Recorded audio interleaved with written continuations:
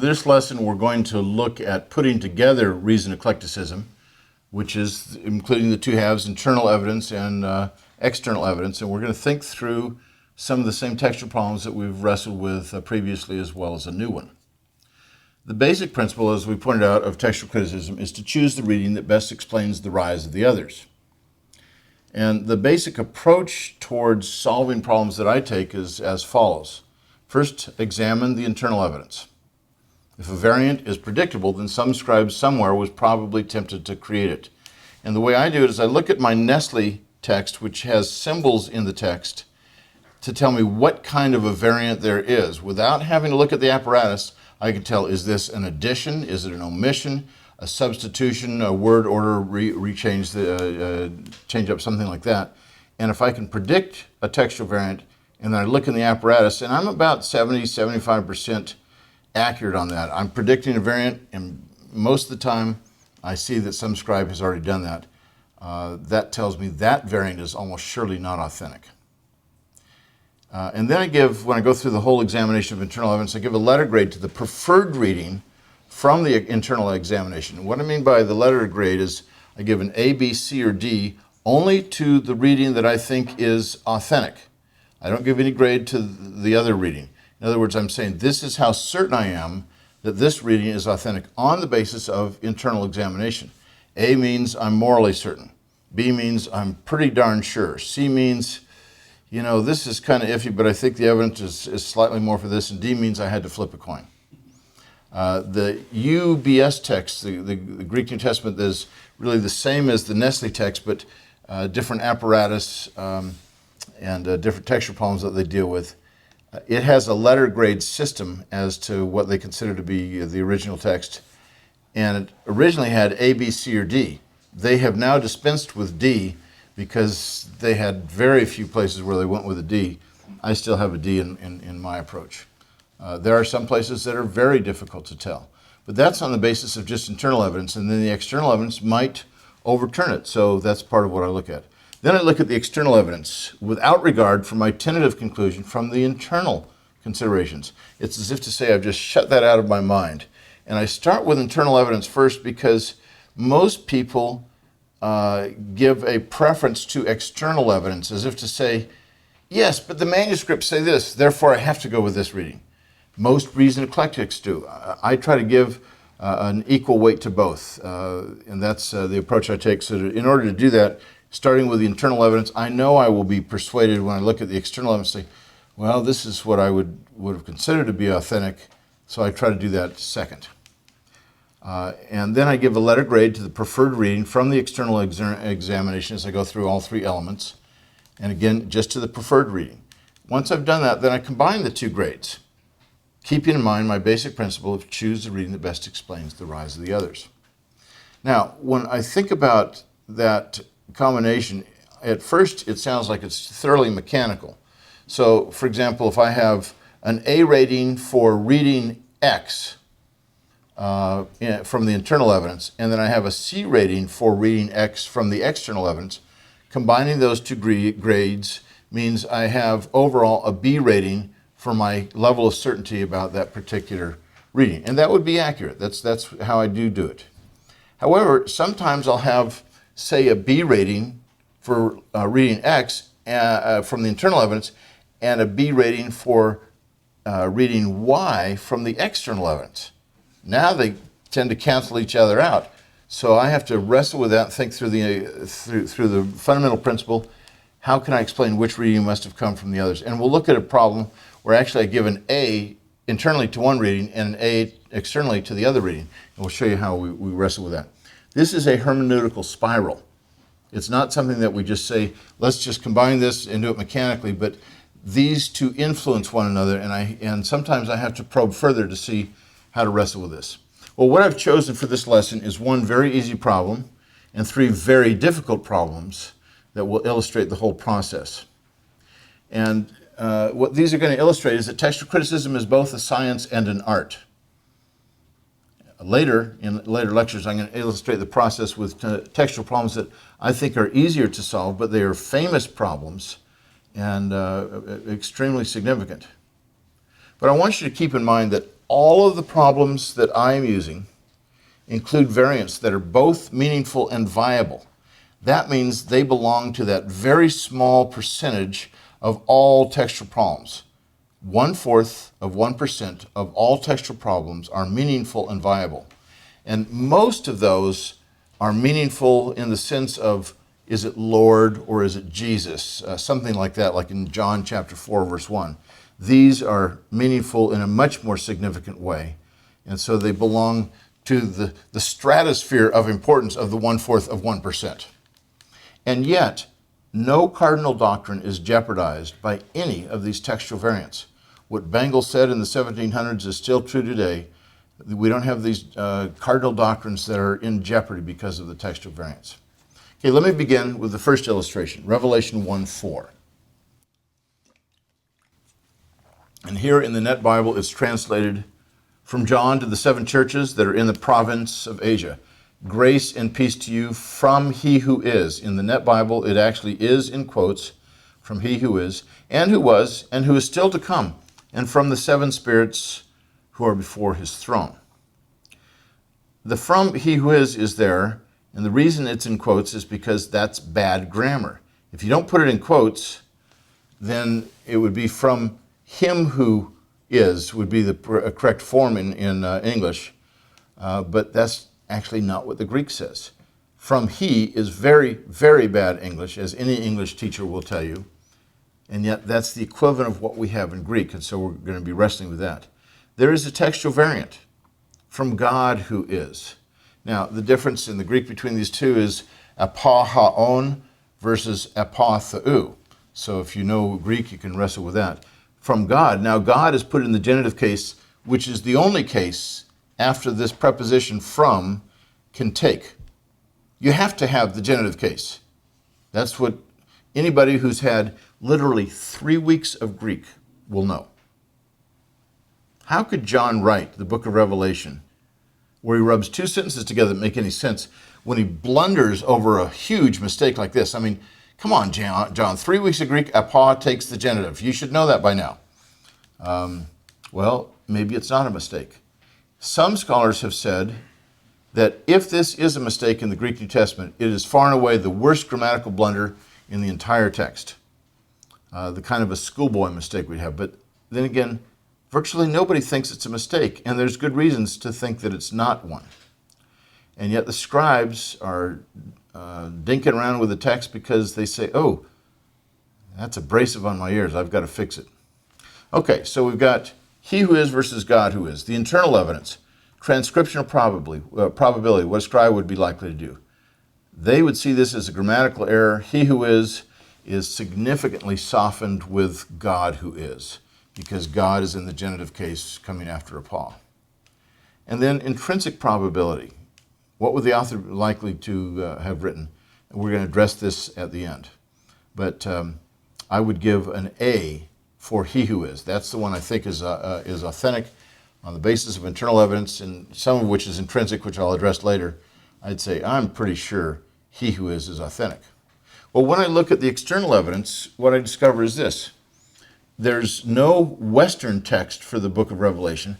Western text doesn't appear in this particular book, and the reasons have to do with the canonical process for the book of Revelation, which we won't get into. But we still have many of those same manuscripts that belong to the Western text type elsewhere. In Revelation, the Latin witnesses have he who is, although they would not be called Western texts.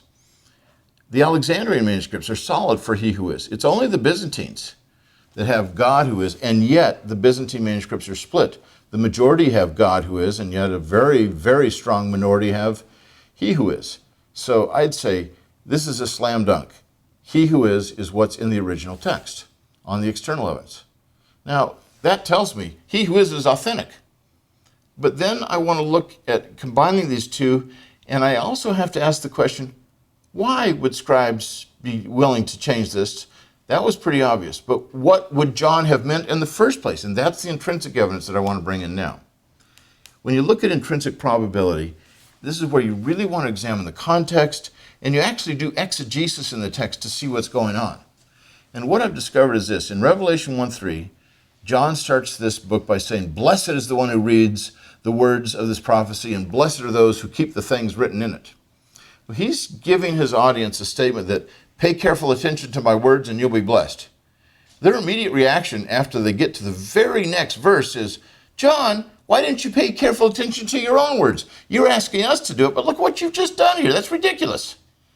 And I think they would have realized, wait a minute, John's doing something here on purpose. Let's really pay careful attention to his words. John's exiled on the island of Patmos, which was almost surely not a prison island. It didn't need to be. You just had people that were there, and the Romans would bring in water and perhaps be couriers for their mail between the mainland and themselves. They were far enough away from Turkey that they could not have built boats to sail to Turkey, so they really didn't have to worry about the folks there. So they're probably John and some other Christians exiled in Patmos. And in that historical situation, the couriers for the letters are going to be the Romans. So how does he get this message to the churches? And what does he say? Are they going to just leave this untapped, or are they going to open this up and see what he's actually writing to the churches? I rather doubt that they're going to say, "Oh, we're not going to worry about what the content is. Let's open this thing up." They read it, and if they see the first line, "Domitian is a jerk," that letter's not going to get there. Domitian is never mentioned. The Roman emperor is never mentioned in this letter.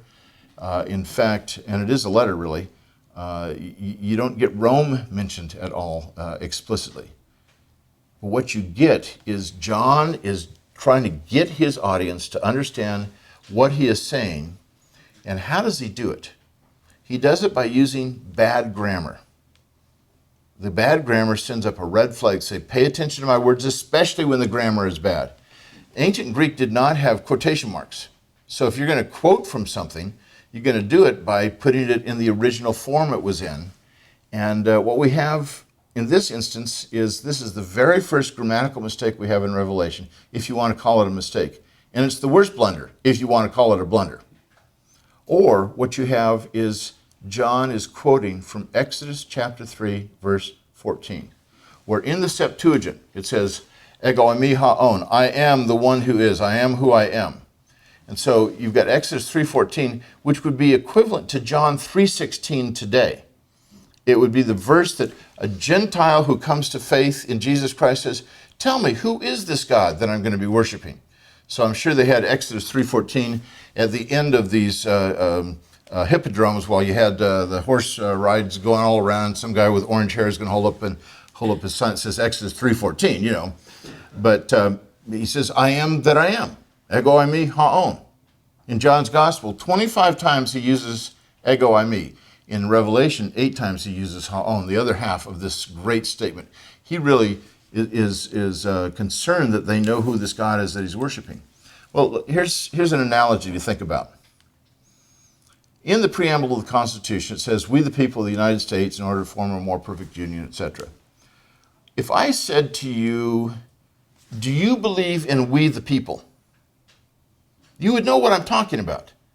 The grammar there technically is bad. I should have said, do you believe in us the people? But if I said, do you believe in us the people, you wouldn't catch the illusion. So I have to use the grammar that's bad or put it in quotes, which I can do in English, but you couldn't do in ancient Greek, and say, do you believe in we the people? That's exactly what John is doing in this passage. He's saying this is from the unchangeable one, the immutable one, the one God who is there, the God of Exodus 3:14, the God who spoke to Moses at the burning bush, the God who is still in charge of the whole world, including the Roman Empire. What you have in Revelation is approximately 250 quotations from the Old Testament in this book. It quotes from the Old Testament more than any other New Testament book there is. And yet, not once does it say, it stands written, or God said, or Moses said, or David said. Not once. It quotes more from the Old Testament, and yet never does it do it in a formal way with an introduction. And almost always there's a matchup between it quoting the Old Testament and bad grammar. And so what John is doing is he's saying, when you see that the grammar is off, you dive into the Old Testament to see what I'm talking about. When I took the course Revelation at Dallas Seminary years ago from S. Lewis Johnson, Jr., one of the first things he said in class was you don't need a commentary for Revelation. You already have that commentary. It's the Old Testament. And that was a real eye-opener to me. Well, you can see, as you wrestle with these textual problems, sometimes thinking through the intrinsic evidence opens up a whole new vista, a whole new world of really what's going on here. The scribes almost never really wrestled deeply with the text. They dealt with it on a much more surface level. So by changing this to from God who is, they missed a fundamental point that John was raising. It didn't screw things up theologically. It's just that the richness of what he's saying theologically is not there as much anymore. Okay, now for some three more difficult problems. This one in Mark 1:1 is a very difficult problem, admittedly. The first verse starts with the beginning of the gospel of Jesus Christ, the Son of God. When I think about the internal evidence, I'm thinking about the transcriptional and intrinsic. Transcriptionally, the shorter reading omits the words the Son of God. So the textual problem is either the Son of God is authentic or it's not authentic. That's the shorter reading. It's also the harder reading. Harder in the sense that it doesn't affirm as much. And Son of God looks like an explanation. It looks like a strong statement about the deity of Christ. So I'd say transcriptionally, the Son of God is not authentic. But then I look at this intrinsically. And what I see is that Mark's style and his context suggest that the Son of God is authentic. Well, how does it do that? Well, when I think about the intrinsic evidence, first of all, Mark 1:1 would have served as the title to the book. Very frequently, the very first line in these ancient books would be considered the title. And we're going to come back to this when we look at the end of Mark's gospel, but it's fascinating to think about this. The beginning of the gospel of Jesus Christ, the Son of God. What does that tell us? If Mark intended to end his gospel at 16:8, then all he's giving us is the beginning of the gospel. He's not telling us the end of the gospel, which is what Christians are supposed to do with the gospel from that point on.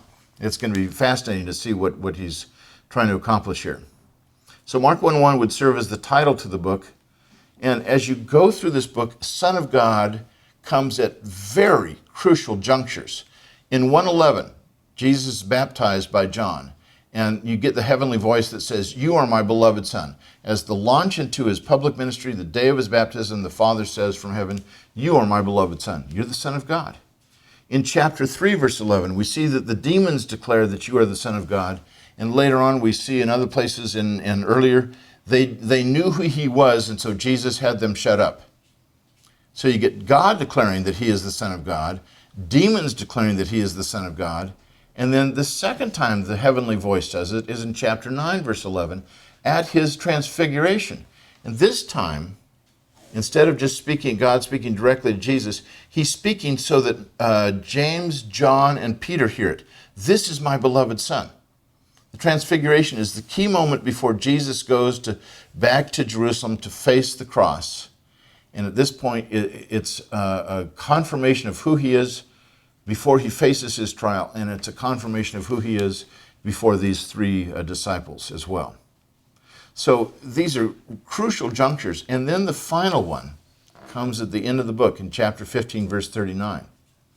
We have what's called an inclusio.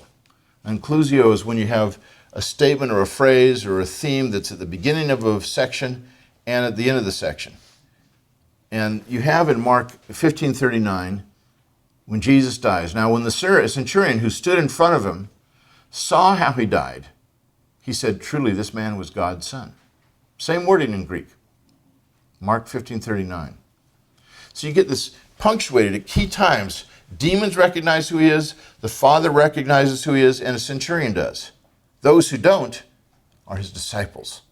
Isn't that remarkable? They are the ones who seem to be on the outside, and that's one of the themes that Mark is presenting. He says, what are you going to do with Jesus? Are you going to be the way these disciples were? And early Christians would say, well, I know the disciples changed in their views, but how are you going to deal with Jesus? These Christians that he's writing to are facing persecution. And so it's a remarkable way in which he juxtaposes all this. What's also significant is most scholars believe Mark's gospel was the very first one written, and that Matthew and Luke and maybe even John patterned their gospels to some degree after this. In Matthew's Gospel at 1:23, you have the angel saying that his name shall be called Emmanuel, which means God with us. Then the very last verse of Matthew's Gospel, 28:20, the Lord says, behold, I am with you always. God with us, I am with you. What does that tell us? It's an inclusio, affirming the deity of Christ. Luke does the same thing, but not within his gospel. He picks it up in the book of Acts. He has more freedom to get it in volume 2. But John does it in John 1:1. In the beginning was the Word of God, and the Word was with God, and the Word was God. And then in John 20:28, Thomas confesses, my Lord and my God. You have an inclusio in all 4 gospels, and it comes back to Mark 1:1 and Mark 15:39. So this is where you're thinking about this in terms of macro exegesis that goes far beyond the way these scribes were typically thinking. But I think we have a much better sense of what's going on here. Well, that's the internal evidence. Externally, the Alexandrians are split. Sinaiticus lacks it, but Vaticanus and others have it. The Westerns and Byzantines are solid for the Son of God. But when we say Sinaiticus lacks it, I should correct this to say it lacks it, but it was corrected by someone else, maybe the same scribe, or someone else, maybe before it left the monastery, the scriptorium, most likely before it left the scriptorium. It's called Aleph 1 in our apparatus, which means it's the first group of correctors. But I want to talk to you about the first corrector, the nomina sacra and genitive strings, and we'll see how this actually helps us to understand this. Because one of the questions is, here we've got Codex Sinaiticus, a very important manuscript, and it lacks the wording, and the transcriptional evidence would go very much in favor of that. Well, the first corrector adds the Son of God. Here we see Codex Sinaiticus at the very beginning of Mark's Gospel. Notice the title, it says Kata Markon, and then it says the beginning of the Gospel of second line. That's Euangeliou, Jesu, with a horizontal line over the iota and the upsilon. Christou. Again, it's a nomen sacrum. You're dealing with an abbreviation where it just has the first and last letters typically. And then you notice the arrow. Huiou theou. That's added in between the lines there. Jesus Christ, the Son of God. Or, in the Greek, Huiou Christou, Huiou theou. I'm sorry, Iesu Christou, Huiou theou. So you've got, right in a row, notice you have the upsilon, upsilon, upsilon, upsilon, upsilon. 5 words in a row that end with an upsilon, and there's only 1 letter before that. So you have to ask yourself, is it possible that the first scribe of Sinaiticus somehow made a mistake here? Skipped over this because you have this right in a row. Well, let's see what happens.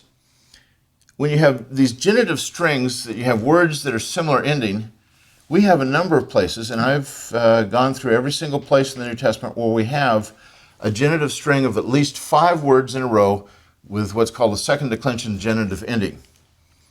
And I found 83 places where that occurs. And in this text, you've got Euangeliou, Huiou Christou, Iesu Christou, Huiou theou. Notice what you have. I've separated this out, but you got basically 5 words in a row that end in an upsilon. It's very easy for a scribe's eye to skip over something in there. Does the scribe of Sinaiticus elsewhere skip words in such strings? Yes, indeed. 10 times. The scribe skips over words that scholars would say that is not authentic. The scribe made a mistake.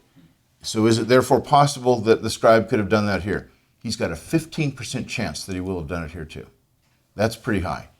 So when you compare all the evidence and you say the external evidence is pretty strong against it, except for Sinaiticus and then one later manuscript, you see, that's pretty compelling to say Son of God is probably authentic.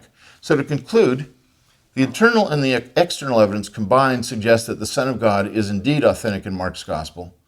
And Norman Perrin, who was a ridiculously liberal scholar, made this comment just the same. If the title was not part of the original superscription, it should have been. And the scribe who first added it was Markan in purpose, if not in name. He was not a textual critic, but I would say he's Markan in purpose and Markan in purpose and Markan in name. I think Mark wrote the Son of God, but it's again an extraordinarily difficult problem to deal with.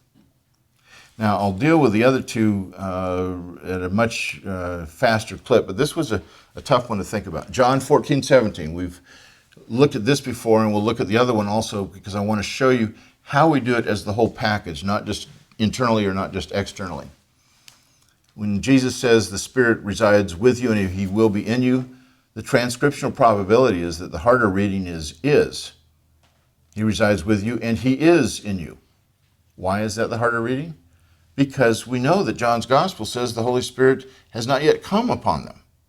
But this is where you have intrinsic probability fighting against transcriptional probability. It's very strong that will be is authentic instead of is in this passage. John 6:63. Now he said this about the Spirit, whom those who believed in him were going to receive, for the Spirit had not yet been given because Jesus was not yet glorified.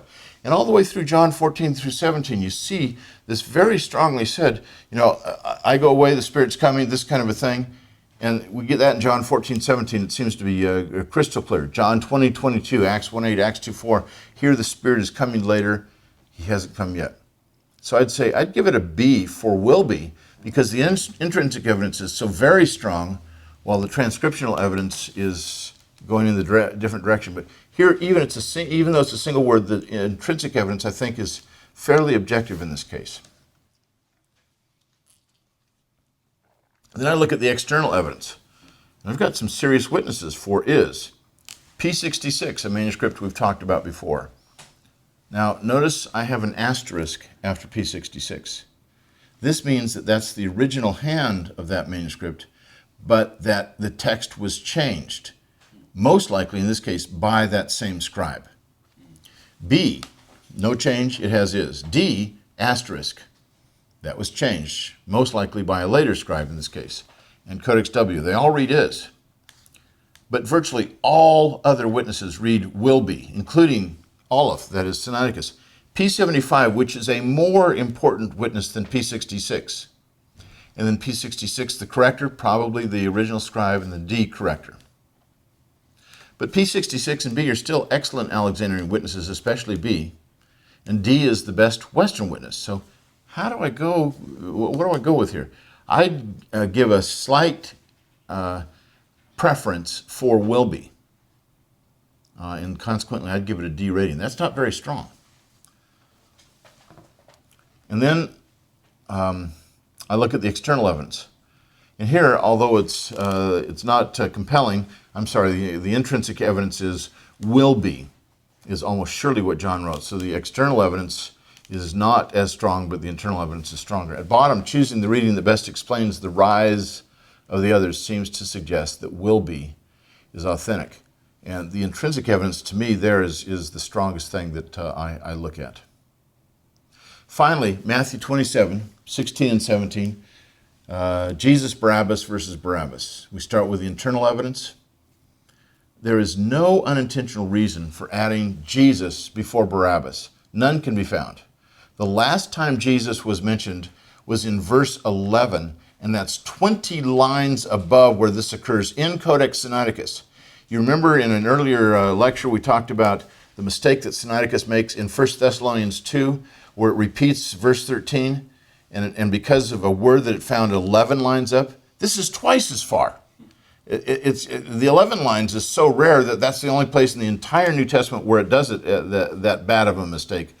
To say, oh yeah, and it did it here 20 lines above, that's gratuitous. It's just, we have no evidence that the scribe was that sloppy. And then, was it an intentional error? Was there an intentional error? There certainly could have been. The dropping of the name Jesus, because in majuscule letters, capital letters, you've got humen iesun, or humen to you, and then which prisoner shall I release to you? Jesus Barabbas, and you have that iota nu, that's a nomen sacrum, which is an abbreviation for iesun. So humen in is how you could see it. It's very easy for a scribe to skip over one of those.